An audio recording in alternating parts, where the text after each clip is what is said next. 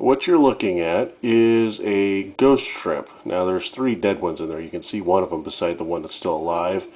The one that's still alive, it has what's called a horsehair worm. It's a form of a tapeworm. If you Google horsehair worm, you'll find out what I'm saying or what I'm talking about.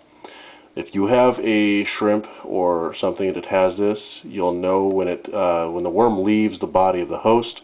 It's approximately 2 inches in length. You'll think at first that it's just waste being passed by the fish or your shrimp, but you'll notice it begins moving in kind of a curvy pattern, especially if you have stale water or stagnant water, or not necessarily stagnant, but unmoving water. You'll definitely realize that, hey, this is moving and it shouldn't be. Well, anyways, if your ghost shrimp has this look to it, it's not because it's full of shit, it's because it's got a tapeworm infection. Best thing to do, immediately separate it from the rest of your aquarium, or you're going to be having a major problem. Immediately find some kind of parasitic cure from your local pet supply store or wherever you get your pet stuff at, and it should take care of any problems. From my understanding, from my research on Google, horsehair worms aren't really fatal. They just create a high nuisance for your aquarium.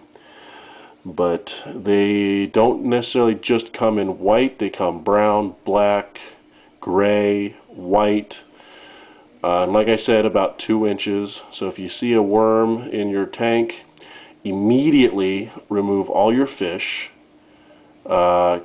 Clean everything out severely. I mean, take all your rocks, flush them, use really hot water. This will help kill it, and just let it run for a little while to clear it out.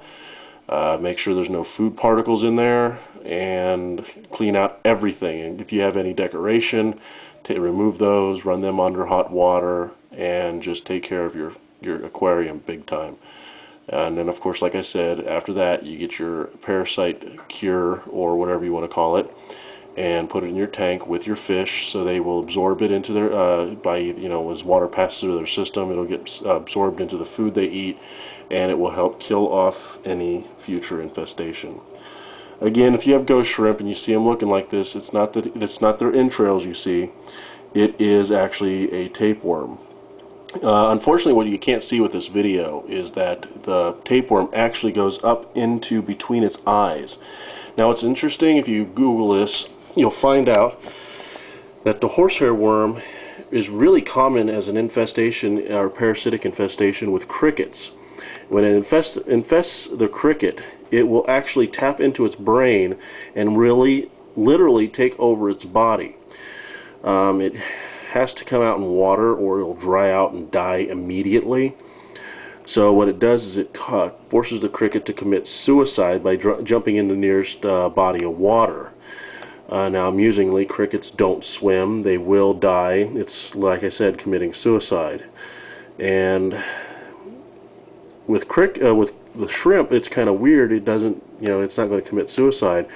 It just becomes a breeding host, and of course, like I said again, that's just not good.